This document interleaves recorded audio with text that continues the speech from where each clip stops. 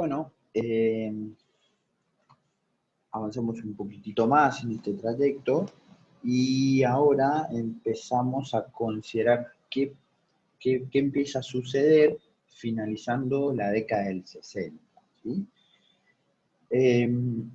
Finalizando la década del 60, la verdad es que ya luego de explotar, digamos, bastante la curva de Phillips, ¿sí? Los policymakers habían estado explotando bastante la curva de Phillips y habían hecho política macroeconómica con la curva de Phillips, eligió el lugar deseable, la combinación deseable, entonces conducían la economía hacia eso. Digamos, con los 70 empieza a perder estabilidad la curva. De hecho, la curva de Phillips digamos, tiene esta forma. ¿Sí? Esto es una imagen, esta imagen que está aquí es la curva de Phillips. Esta es una imagen tomada de Romer, del libro Macro Avanzada, no recuerdo el capítulo, pero empiezan a tener esta forma la curva. Fíjense que esto es el 61, acá, miren, esto es el 61, 62, 63, 64, 65, 67, 66, 68, 69.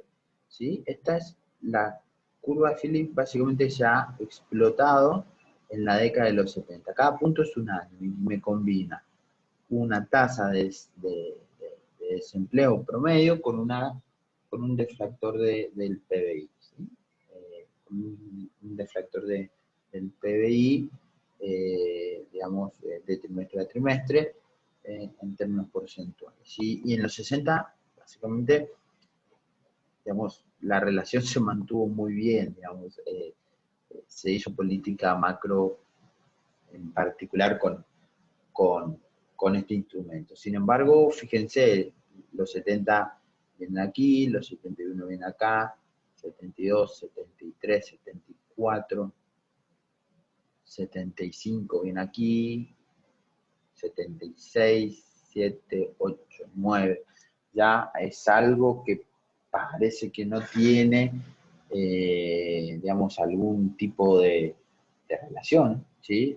Como que efectivamente perdió toda esa estabilidad que tenía y es efectivamente lo que sucedió, digamos. La curva de Phillips perdió estabilidad y si lo que estamos considerando, si por el video anterior lo remarcamos que la curva de Phillips es la oferta agregada, al fin y al cabo se puede convertir en oferta agregada, y si pensamos en una oferta agregada estable durante los 60, entonces las combinaciones entre tasa de desempleo, entre inflación, digamos, y tasa de desempleo estaban marcados únicamente por, digamos, los tirones de demanda o por los movimientos o las fluctuaciones de la demanda agregada. Entonces, la política macroeconómica hacía mover la demanda agregada con una curva de oferta estable, entonces esas combinaciones estaban marcadas pura y exclusivamente por el instrumento que hacía mover la demanda agregada. Ahora bien, ¿qué sucede cuando la oferta agregada también se mueve junto con la demanda agregada?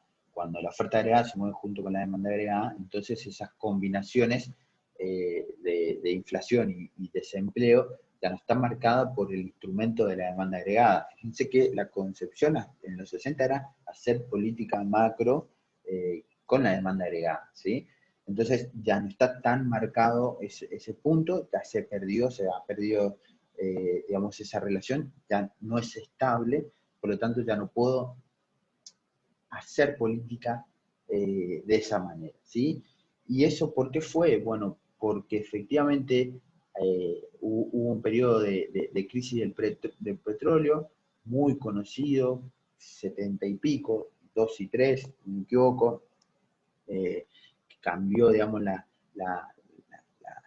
relación afectada porque era un shock de oferta, entonces impactaba en la oferta agregada, y también la conducción de la política, digamos, de la política monetaria de la FED también cambió.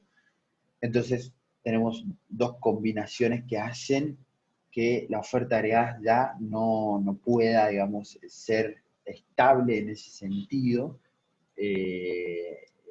y no se pueda explotar más esa relación. La pregunta es, pero entonces ya no existe más y nunca más va a existir eh, la, la curva de Philip o ese trade-off entre inflación y desempleo a corto plazo y a largo plazo. Y la verdad es que para intentar responder a esto hay que irse un poco a los fundamentos teóricos. Hay muchas cuestiones que se intentaron incorporar en ese modelo de la curva de Phillips, eso que básicamente voy a poner la curva de Gregorio, que dice que la tasa de desempleo es igual a la tasa de desempleo de largo plazo por, si no me equivoco, déjenme chequear,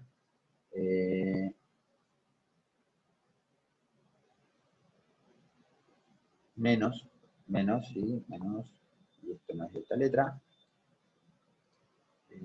menos tita por pi. La verdad que lo que se intentó fue incorporar algunas cosas que tienen que ver con, bueno, cómo podemos controlar esto, ¿sí? De qué manera, como por ejemplo dispersión del desempleo, productividad, bueno, fuerza sindical, y hay algo que se incorporó a esto que básicamente dio el premio Nobel, que tiene que ver con las expectativas, ¿sí? Y ahora todo lo que vamos a tratar de justificar tiene que ver con las expectativas y tiene que ver con la forma en la cual los agentes eh, miran o forman sus expectativas, ¿sí? Todo lo que forman cómo se forman estas expectativas. El primero la primer crítica al keynesianismo viene de la parte del monetarismo y viene de la mano de Milton Friedman con su famoso artículo El rol de la política monetaria, que lo recomendé leer, en donde se empieza a criticar, el monetarismo empieza a criticar el fracaso del keynesianismo para hacer política macroeconómica, ¿sí? Entonces, ese fracaso que no puede explicar cómo hacer política macro, se debe a que tienen una falencia en sus modelos y eso es que en realidad están pensando que los agentes deciden en principio sus decisiones de oferta de trabajo por el salario monetario y no por el salario real, ¿sí? Pero el salario real, en este caso, es un salario real esperado porque los agentes, en realidad, al momento de tomar sus decisiones, no conocen efectivamente el nivel de precios efectivos que prevalece en la economía, sino que, o que va a prevalecer durante un tiempo en la economía, por lo que deben estimar cuál será el nivel de precios esperados. Y toda la discusión se reduce a de qué manera se forman las expectativas en estos modelos, ¿sí? La crítica monetarista ya va hacia el keynesianismo porque dice no estás considerando la formación de expectativas en tu modelo y eso es lo que hace que fracase tu modelo como instrumento para hacer política macroeconómica. ¿Por qué? Porque en realidad, dice Friedman, tuviste casi 10 años explotando esta relación de inflación y desempleo. A ver si me puedo volver aquí. Fíjate, tuviste casi 10 años, empezaste con una tasa de inflación muy relativamente baja y fuiste a lo largo de los años, ¿no? Y fuiste a lo largo de los años aumentando la tasa de inflación. Llegaste hasta el 5%, ¿sí? Al final del 69 estabas en el 5% de tasa de inflación, ¿no? El aumento del nivel de precio de la economía. Se incrementaba el 5%, en tanto que empezaste con el 1%. Está bien, es verdad, tenés una menor tasa, un menor desempleo, pero los agentes, en este sentido, no son tontos, ¿sí? No son tontos en el hecho de que a medida que fue transitando la economía y que fuiste explotando esta curva, esta relación entre inflación y desempleo, los agentes empezaron a incorporar, ¿no? Cuando los agentes en realidad empezaron a notar que el nivel de precios de la economía no era el que habían empezado, con el que habían empezado, sino que era otro, empezaron a actualizar sus contratos, a incorporar ese nuevo nivel de precios en la economía, en sus decisiones de oferta, y lo que empezaste a tener es básicamente una contracción en la oferta de trabajo, y esa contracción en la oferta de trabajo te hizo empezar a aumentar la tasa de desempleo. Pero la concepción nuevamente, fíjense que Friedman dice, no tuviste en cuenta que los trabajadores, en realidad, los agentes económicos, los trabajadores, están mirando el salario real esperado y están mirando el salario monetario. Entonces, si yo pienso que simplemente es el salario monetario la variable que importa, entonces efectivamente siempre voy a poder tener una relación que la puedo explotar entre inflación y desempleo. Ahora bien, si yo pienso que es los agentes en realidad lo que les importa es el poder adquisitivo, ¿sí?, de sus ingresos, entonces de alguna manera tienen que estimar el salario real por el cual están dispuestos a trabajar. Y eso lo incorporan con la tasa de inflación esperada. Y si eso lo incorporan con la tasa de inflación esperada, a medida que la economía va transitando y va cada vez entrando en un régimen de inflación cada vez más alta, entonces cada vez se va ajustando esa expectativa. Y como cada vez se va ajustando esa expectativa, en realidad lo que al principio pareciera ser de que digamos, hubo una ganancia en salario real, al fin y al cabo termina no siendo, por lo tanto voy a ajustar mi decisión de oferta, y cuando ajusto mi decisión de oferta, en realidad contraigo el nivel de empleo y su corolario es una mayor tasa de desempleo. Entonces, al fin de cuenta, la economía siempre va a converger a algo que se conoce y que dio el término, va a converger a la tasa natural de desempleo, ¿sí? Va a converger a esa tasa natural de desempleo. Independientemente de la tasa de inflación que haya, ¿sí? Y ese es el gran concepto que se introduce con la crítica monetarista. Friedman y Feld, particularmente, introducen esto. Y al introducir la tasa natural de desempleo, es decir, no importa lo que hagas, no importa lo que hagas, la economía siempre va a converger a la tasa natural de desempleo, que no necesariamente es la tasa de desempleo que está asociada a el nivel de pleno empleo. Es una tasa en la cual va a ser el equilibrio de largo plazo de la economía, pero la economía siempre va a converger a esa tasa. Lo que me está diciendo es, ojo, que a corto plazo sí existe ese trade-off que planteaba el keynesianismo, pero a largo plazo no va a existir porque digamos, la economía va a converger a eso y ya no va a existir esa relación entre inflación y desempleo, por lo cual esa curva de Phillips que la habíamos visto con pendiente negativa y que nos relacionaba negativamente la inflación y el desempleo, a corto plazo va a existir, pero a largo plazo no va a existir. De hecho, va a ser una vertical sobre la tasa, curva de Phillips a largo plazo va a ser una vertical sobre la tasa natural de desempleo. Es decir, a largo plazo el desempleo no es un fenómeno monetario, ¿sí? Por lo tanto no hay un trade-off permanente, sino que simplemente hay un trade-off transitorio en digamos, bajo esta lógica. La única manera de estar desviado de la tasa natural de desempleo es precisamente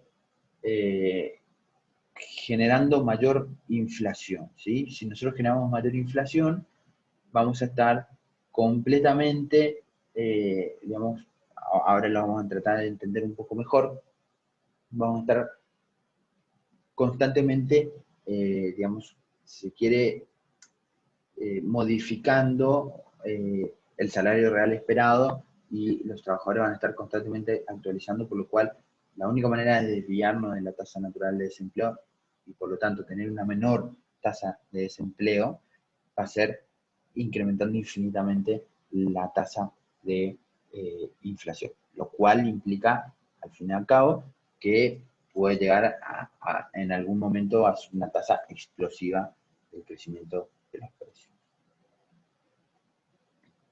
A lo bajo, ¿cómo incorporamos esto? Bien, en realidad lo que importa ahora ya no es, digamos, si suponemos que lo que importa ahora es que los trabajadores eligen su decisión de oferta en función del salario, voy a ponerlo aquí, si los trabajadores eligen su, su cantidad de trabajo en función del salario real, ¿sí? Entonces, lo que vamos a tener es que efectivamente ahora la variación del salario, ya no más monetario, sino real, va a depender del exceso de demanda del mercado de trabajo, que va a estar aproximado por la tasa de desempleo, lo cual vamos a tener específica, o sea, primero, en realidad, si las decisiones de oferta de trabajo dependen del salario real, vamos a tener algo así. Pero lo que sucede es que no depende del salario real, sino que depende del salario real esperado, porque no conocen el nivel efectivo de precios. Por lo tanto, si yo tomo el logaritmo a esto, como lo habíamos hecho antes con el salario, lo que tengo es que es algo, me da algo como esto. Entonces, si mantengo todos los otros supuestos de que efectivamente hay una relación directa entre el exceso de demanda agregada, el exceso de demanda de trabajo y el salario monetario, y por lo tanto hay una relación negativa entre lo que es el exceso, lo que es la variación del salario, en este caso real, esperado, y en la tasa de desempleo. Lo que obtengo es una ecuación como esta, ¿sí? Reemplazo, aquí estaba solamente W, aquí ya incorporo las expectativas, y por lo tanto, si tengo en cuenta eso, bueno, puedo obtener esto, sabiendo de que, o sea, ¿cómo llego a eso? Sería la gran pregunta. Aquí sé que W, yo lo puedo reemplazar por P puntito, porque no hay crecimiento de la productividad. Entonces, como no hay crecimiento de la productividad, puedo obtener esta relación que está aquí, y esa relación que está acá es la curva de Phillips, ¿sí? Ampliada la llamamos. ¿Ampliada en qué sentido? Ampliada en el sentido de que ahora incorporamos las expectativas. Fíjense que es la misma relación que antes, lo único que le sumamos es el término del nivel de precios esperado, la tasa de inflación esperada de los agentes económicos, ¿sí?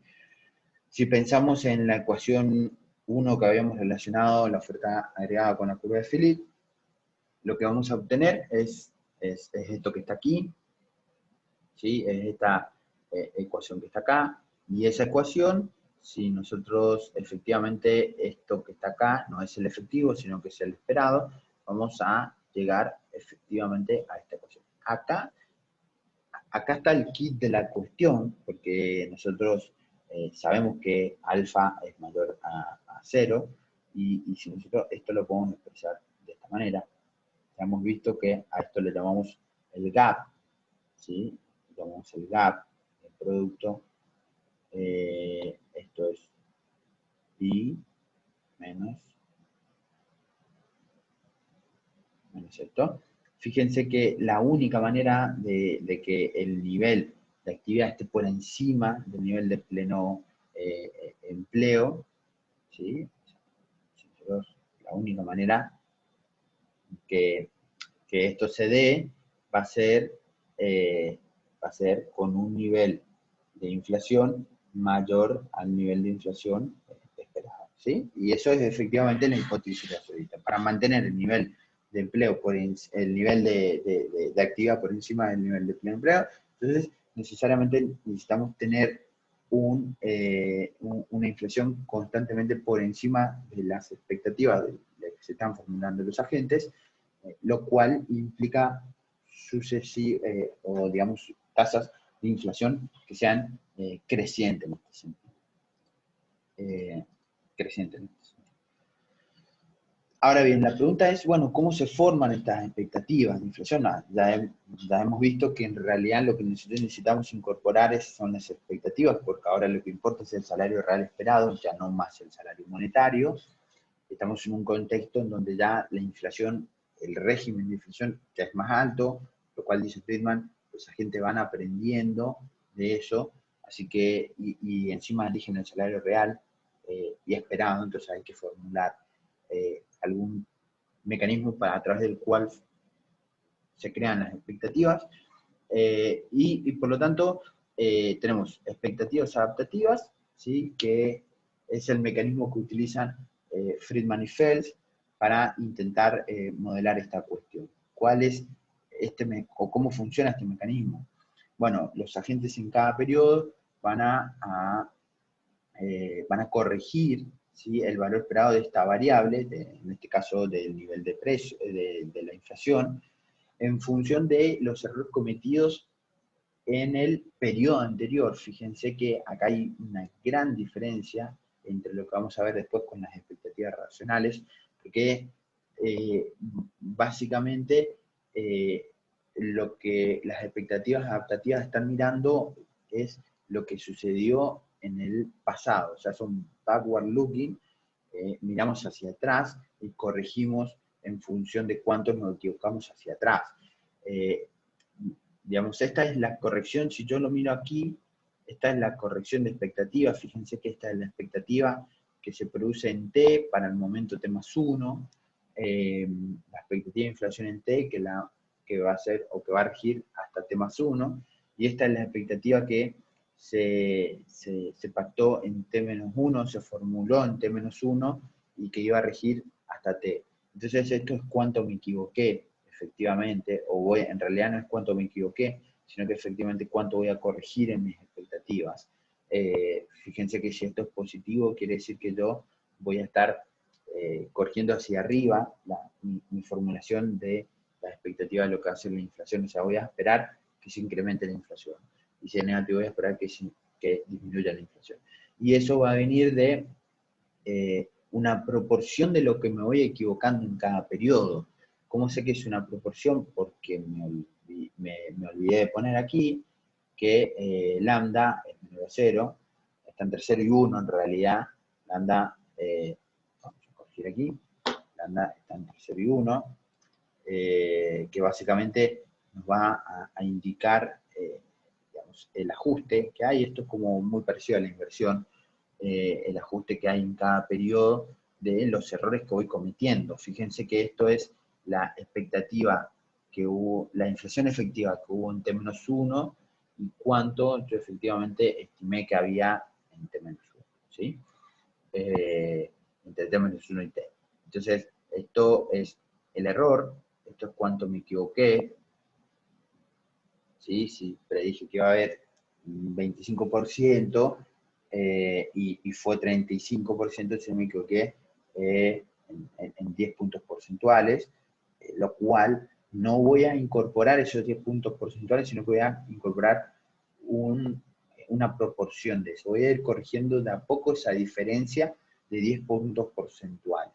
Y ahí está el kit de la cuestión, porque fíjense que voy a ir corrigiendo un poquitito en cada periodo, y eso me va a permitir que durante el corto plazo, ¿sí? Durante el corto plazo, digamos, se quiere, no corrija automáticamente el salario real hacia el salario real con el cual empecé, sino que voy a ir corrigiendo, de a poquitito voy a ir corrigiendo las expectativas, y como voy corrigiendo a poquitito las expectativas, entonces lo que voy teniendo es que de a poquitito se me va corrigiendo el salario real, pero entonces de a poquitito se me va contrayendo la oferta de trabajo, lo cual tiene su correlato en el empleo, ¿sí? Si nosotros desarrollamos un poco esto, si despejamos, por ejemplo, esto que está aquí, y despejamos, vamos a obtener esto, que está aquí, esta ecuación que está acá. Fíjense que ahora desarrollo para esto, ¿sí? Si yo desarrollo para esto, tengo todo esto, lo cual quiere decir que tranquilamente yo, de hecho es lo que se hace, lo puedo meter aquí. Si yo sigo desarrollando para T-2, T-3, T-4, hasta N, lo voy a tener efectivamente esto que está aquí, esta ecuación que está acá, hasta N es eso, y si yo reemplazo cada uno de de estas cuestiones, si lo reemplazo en una sola ecuación, fíjense que así como lo marqué aquí, lo puse en rojo, esto que está acá tiene que ir acá, y si hubiera un T-2, entonces el T-2 iría aquí, y si hay un T-3 y así sucesivamente. Fíjense que la expectativa de inflación en T para T+1 va a estar compuesto de todas las tasas de inflación que hubieron en el pasado, hasta un periodo N.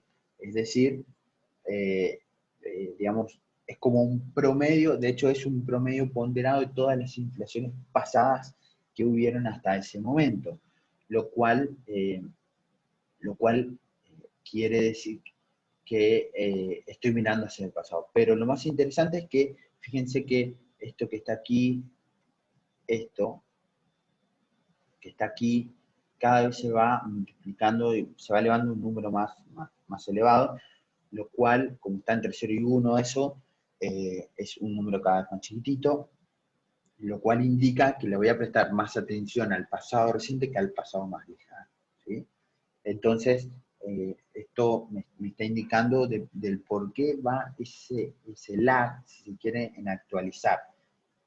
Al fin y al cabo, lo que me dice esta formulación de expectativas es que cuando tengo un shock monetario, un shock nominal, lo que tengo es que tiene un efecto real en algún periodo por esta formación de expectativas que voy mirando hacia el pasado y voy corrigiendo muy de a poco, por lo tanto me voy equivocando, o sea, nunca, o sea, me equivoco en 10% y nunca aprendo de que me equivoqué el 10%, sino que voy corrigiendo una partecita y me voy equivocando sistemáticamente, periodo a periodo, me voy equivocando en la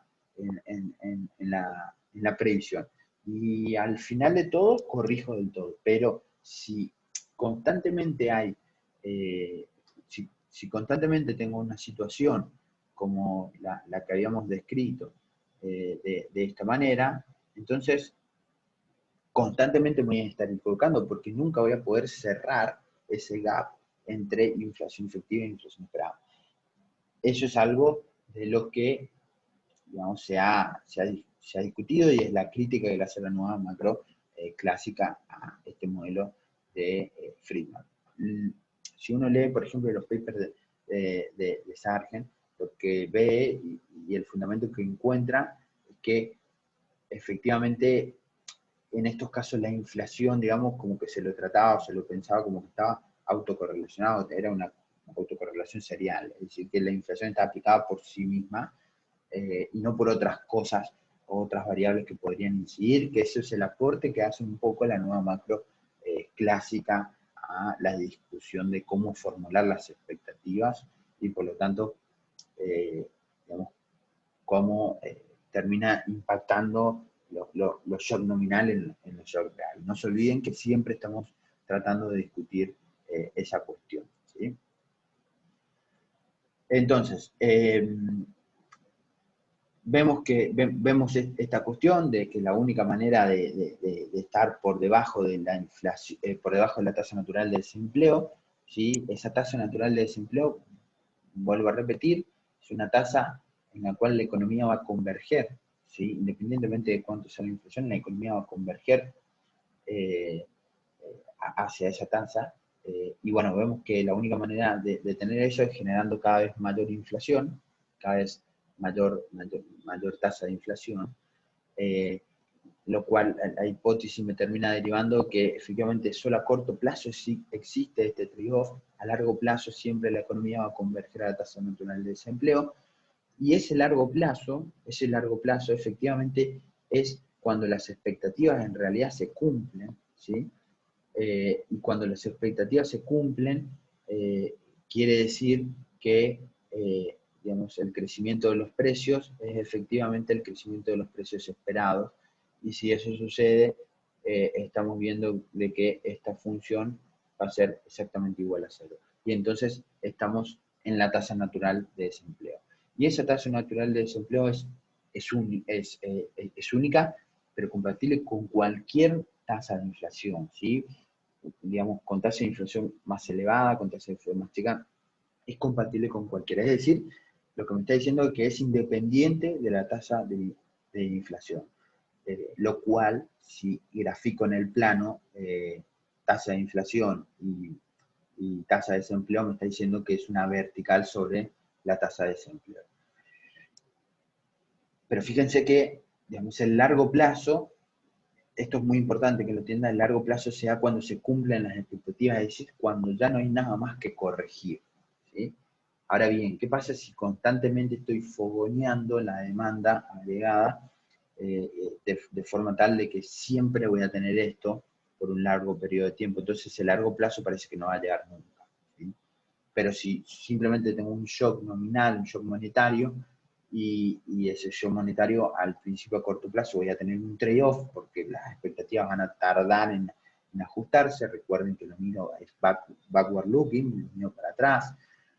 Cuando se ajusten voy a llegar al largo plazo, y en ese largo plazo no va a haber trade-off porque la tasa de desempleo va a ser la natural, es decir, la economía tiende a esa tasa natural de desempleo. ¿Qué es la tasa o cómo está caracterizada? Bueno, es un fenómeno real determinado por fenómeno real, ¿sí? Es decir, no está determinado por un fenómeno monetario, que esa era la discusión que se le hacía el monetarismo hacia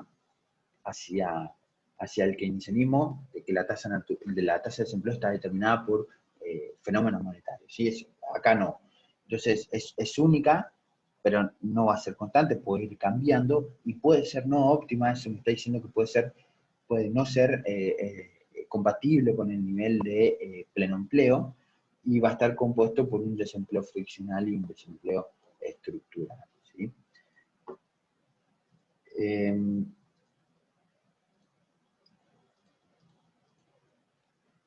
Así que, bueno, un poco vamos a explicar, bueno, cómo hay un desempleo a corto plazo y a largo plazo no, digamos, de dónde sale esta cuestión.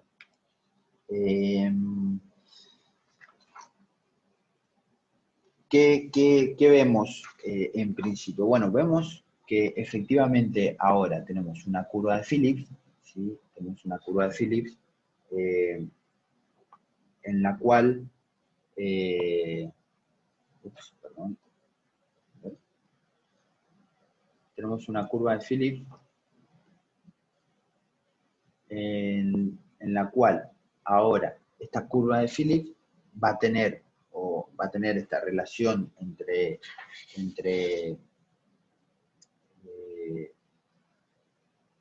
inflación y desempleo, pero va a estar graficada dada una tasa de inflación esperada, ¿sí? Vamos a volver un poco por aquí, vamos a graficar, vamos a establecer cómo es la ecuación.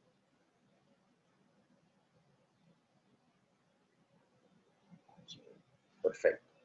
Entonces, dada una tasa de inflación esperada, entonces va a existir la tasa de la relación de intercambio entre la inflación y el desempleo. Entonces, bueno, ¿cómo podemos explicar esto? ¿Sí? Podemos explicar partiendo desde el punto A. Bueno, supongamos que la economía está en el punto A como indica acá. ¿Ah? Entonces, el policymaker todavía no sabe de que existe la teoría de Friedman, y que dice que en realidad los trabajadores también se fijan en el salario real, piensa que, o pongámonos en el contexto de la síntesis neoclásica, digamos, de los 60, son polisémicos. Entonces decimos, bueno, este nivel de tasa de desempleo no es óptimo para nosotros como sociedad, entonces aplicamos una política de demanda expansiva. Entonces, aplicamos una política de demanda expansiva, eso nos va a hacer incrementar el nivel de producción, y ese nivel de producción trae aparejado un incremento en el nivel de precios, ¿sí? El incremento en el nivel de precios efectivamente trae consigo, el incremento en el nivel de precios trae consigo una caída en el salario real, eh, lo cual, dado un salario real que cae, lo cual implica que aumenta la demanda de trabajo, y si aumenta la demanda de trabajo se crea un exceso de demanda de trabajo. El exceso de demanda de trabajo efectivamente lo que hace es incrementar el salario monetario para tratar de solucionar el problema de la escasez de trabajo, lo cual, dado de que las expectativas aún no cambiaron, dado un P de E, digamos, las expectativas de inflación no cambiaron, lo que los trabajadores ven, lo que los trabajadores están viendo, es que el salario real esperado aumentó, porque no cambiaron las expectativas, sigue siendo las mismas expectativas que estaban en el punto A. Fíjense que la expectativa de inflación era un P.0, que era la tasa de inflación que había de la economía en ese momento. Entonces, como ellos ven que el salario real aumentó, entonces dicen, pues, específicamente, aumentemos la cantidad de trabajo que estamos ofreciendo. Entonces aumenta la cantidad de trabajo que están ofreciendo, y el aumento en la cantidad de trabajo que están ofreciendo aumenta el empleo y aumenta la producción. Y estoy explicando cómo me moví por la curva de oferta agregada. Entonces la economía transita este punto con esa explicación que acabamos de dar, ¿sí? Pero en algún momento, dice Friedman, en algún momento los muchachos están mirando al pasado, son backward looking, de vuelta, digamos, miran lo que pasó en el tiempo más próximo.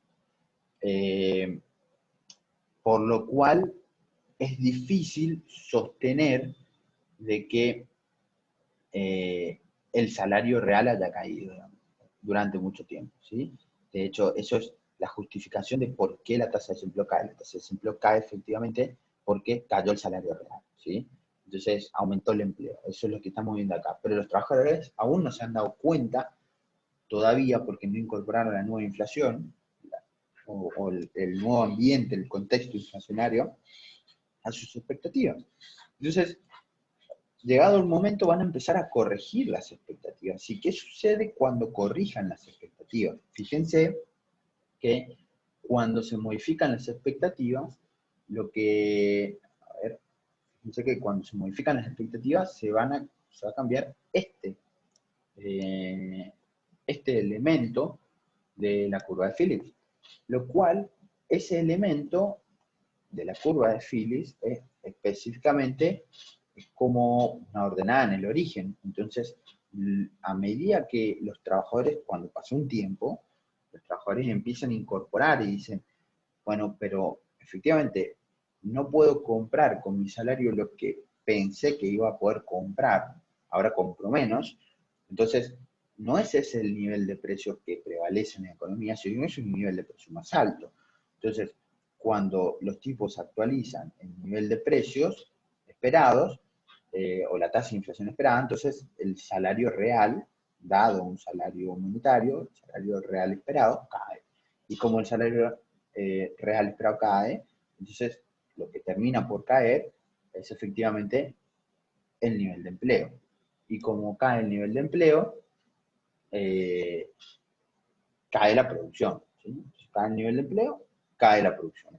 El nivel de empleo cae efectivamente porque se crea un exceso de oferta, de demanda de trabajo, hasta que hace subir el salario real y otra vez vuelve a caer. Es decir, acá lo que estoy, eh, lo que estoy graficando acá es un movimiento de la oferta de trabajo, ¿sí? Se desplaza hacia la izquierda de la oferta de trabajo cuando los trabajadores actualizan el nivel de precio, ¿sí? El nivel de precio es esperado. Entonces, actualizan el salario real esperado. Entonces, se contrae la oferta de trabajo. Entonces, no se mueve la demanda, se contrae la oferta de trabajo y hacen, lo que sucede es que el salario monetario termina de variar exactamente lo mismo que varió el nivel de precios efectivo de la economía. Entonces, de vuelta a lo mismo o al mismo nivel de empleo que la economía tenía en un principio, que es el nivel que está aquí. Este es este nivel, que está en el punto A. Pero, entonces, a medida que los trabajadores vayan actualizando la inflación futura, lo que esperen de inflación, lo que vamos a tener es que vamos a tener curvas de Phillips que se van a ir desplazando, ¿sí? Desplazando de a poco, se van a ir desplazando, hasta llegar a este punto C, ¿sí? En este punto C, ¿qué sucede? Bueno, en el punto C lo que sucede es que efectivamente ahora la inflación que es efectiva coincide con la inflación esperada por los trabajadores. Fíjense que la tasa de inflación es P sub 1 y lo que los trabajadores aquí esperan es que la tasa de inflación sea P sub 1. Efectivamente coinciden. Y cuando coinciden, entonces lo que nosotros estamos viendo es que esta función es igual a 0. Lo cual me indica de que no importa cuál sea la tasa de inflación, ¿sí? La tasa de desempleo va a ser esta. Y fíjense que si nosotros, digamos, estamos mirando las series macroeconómicas y vemos que el desempleo empieza a aumentar y nuevamente dice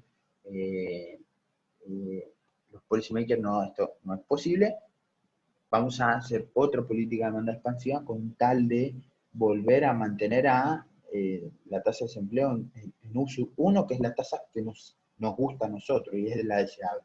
Otra vez vamos a tener que explicar este camino por aquí hasta D, es decir, la economía va a transitar de C a D, y este paso de C a D va a estar explicado por la caída efectiva del salario real, pero, eh, digamos, concebido por los trabajadores como un aumento del salario real esperado, ¿sí? Es decir, ahí hay dos cosas, que es la crítica que a veces se les suele hacer, que es los trabajadores, digamos, son tontos, porque los trabajadores, el único que ve efectivamente y observa efectivamente el nivel de precios, la tasa de inflación, la tasa a la que crecen los precios, es el empresario, y los trabajadores no. Entonces, como los trabajadores no pueden ver, o sea, los trabajadores son más tontos que los empresarios, entonces tenemos esta dicotomía, esa información asimétrica. Entonces, lo que están viendo los empresarios es que el salario real cayó ante esa política de demandas expansivas. Entonces, incrementan la demanda de trabajo. Pero lo que están viendo los trabajadores es que el salario real esperado, que aún se basa en la expectativa de precios anterior, o expectativa de tasa de inflación anterior, ha aumentado, porque en realidad ese salario monetario aumenta porque aumenta la demanda de trabajo. Entonces, esa dicotomía hace que o esas dos visiones hace que la economía pase de C a D, ¿sí? Esa información asimétrica hace que la economía pase de C a D.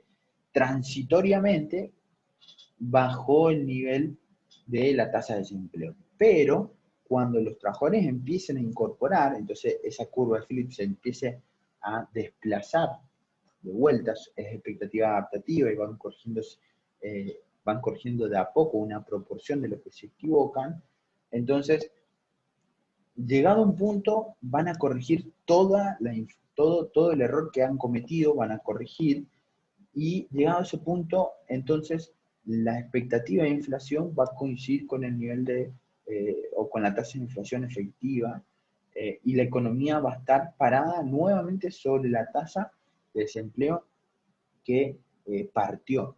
Y esta tasa va a ser la tasa natural de desempleo, ¿sí? Esa es la famosa tasa natural de desempleo, en la cual la economía va a converger independientemente de la tasa de inflación que haga. Fíjense que la economía, en la visión, que esto es un poco lo que pasó, en la visión de los policymakers, podían elegir o explotar esta relación inversa y arrancaron con una tasa de inflación de P sub 0, tratando de llevar la economía a mu sub 1 y terminaron con una tasa de inflación de P sub 2 mucho más elevado que P sub 1 y en la mismísima tasa de desempleo en la cual partieron. Y eso se debe a que los agentes empezaron a incorporar efectivamente el nuevo régimen de inflación, el nuevo ambiente de inflación a sus contratos de salarios y precios, ¿sí? Entonces, la curva de Phillips a largo plazo es una vertical, ¿sí? Si yo miro la curva de Phillips a largo plazo es una vertical parada sobre la tasa natural de desempleo, ¿sí? O sea que a largo plazo, si es una vertical parada sobre la tasa natural de desempleo, no tengo ninguna relación negativa ni positiva entre la inflación y el desempleo. Por lo tanto, a largo plazo no existe trade-off entre inflación y desempleo. Pero a corto plazo sí existe trade-off, porque fíjense que la economía pasa de A a B, eso es un efecto, se ha explotado, al menos por un tiempo, pero se ha explotado los efectos o la relación, este trade-off entre inflación y desempleo. A corto plazo, por lo menos, se ha explotado esto. Y desde CAD también lo han hecho. Entonces, transitoriamente, este trade-off se pudo dar, pero a corto plazo, ¿sí? Entonces, según la hipótesis de Friedman, a corto plazo hay un trade-off entre inflación y desempleo, pero a largo plazo no hay un trade-off entre inflación y desempleo, y la tasa de desempleo está, digamos, determinada por fenómenos reales y no por fenómenos monetarios, ¿sí? Entonces, solamente los shocks nominales, los shocks monetarios tienen efectos reales temporarios y no permanentes, como decían la síntesis no clásica. Ahora bien, ¿cuál es la hipótesis aceleracionista? Es que efectivamente, si los policymakers están convencidos de que quieren tener la tasa de desempleo en U sub 1, la única manera de tener esa tasa de desempleo U sub 1 es efectivamente estar dispuesto a obtener eh, niveles cada vez más elevados de inflación. O sea, mantener la tasa de desempleo en U sub 1, lo cual es inferior a la tasa natural de desempleo, implica acelerar constantemente la inflación. ¿Por qué? Porque si yo acelero constantemente la inflación, entonces no le doy tiempo a los trabajadores o a los agentes económicos que toman sus decisiones de trabajo de corregir completamente sus expectativas, ¿sí? Recuerden que de vuelta las expectativas adaptativas miran el pasado y van corrigiendo sistemáticamente una proporción, es decir, sistemáticamente se van equivocando y van corrigiendo una proporción. Por lo tanto, si yo constantemente estoy generando inflación, entonces constantemente van a tener que corregir una parte y nunca van a llegar a corregir por completo. Entonces yo voy a poder estar parado sobre la tasa de inflación U sub 1, pero el costo es que cada vez necesito una tasa de inflación mayor, digamos, es como una tasa del 20, 30, 40, 50%, y cada vez la tasa a la que crecen los precios es cada vez mayor. Entonces, no hay forma de modificar, digamos, las variables reales, ¿sí? No hay forma de modificar las variables reales bajo este esquema en Friedman, a no ser de que esté considerando tener a largo plazo una tasa de inflación que sea muy elevada, incluso explosiva, ¿sí? La única manera de modificar esto, y los dejo como tarea para que lo puedan leer, es a través de políticas de oferta que me permitan modificar el equilibrio en el mercado de trabajo y me permitan modificar la tasa natural de desempleo.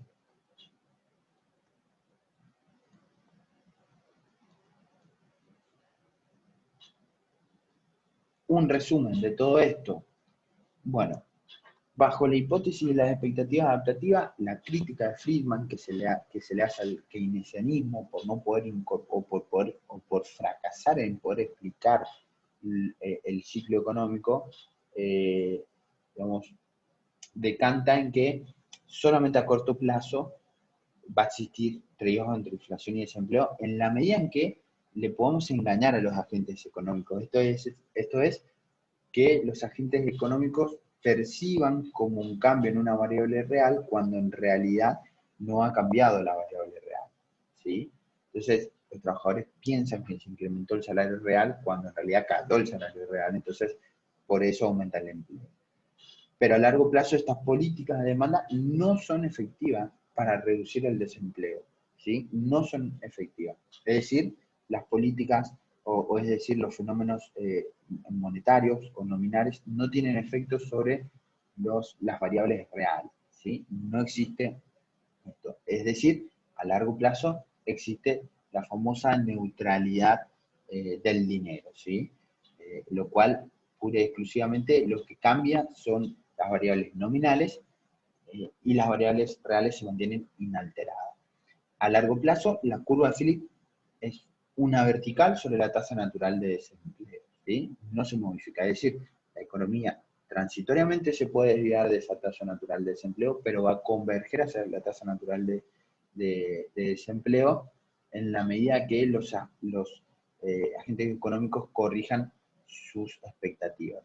Y se va a parar sobre esa vertical o esa curva de Phillips de largo plazo, que es sobre la tasa natural de desempleo, cuando se cumplan las expectativas de los agentes. Es decir, cada punto de esa curva de oferta de largo plazo, de esa curva de Phillips de largo plazo, es un punto en donde coinciden las expectativas de los agentes con la inflación efectiva que hay, ¿sí? Lo único que me puede modificar hacia la izquierda, hacia la derecha, digamos, la tasa natural de desempleo y por lo tanto la curva de Phillips de largo plazo, esa vertical, son políticas de oferta, ¿sí? Simplemente vamos a poder aprovechar esas políticas de demanda expansivas si estamos dispuestos a considerar un mayor nivel de inflación creciente en el largo plazo, ¿sí? O bien el lugar que hay para la política de demanda en estos modelos es simplemente temporal, ¿sí? Porque solamente a corto plazo podemos reducir el desempleo y nuevamente volvemos al viejo desempleo o al nivel de equilibrio en la cual va a estar ya con una nominalidad o con variables nominales duplicadas, triplicadas o digamos, modificadas y en tanto las variables reales no se han modificado.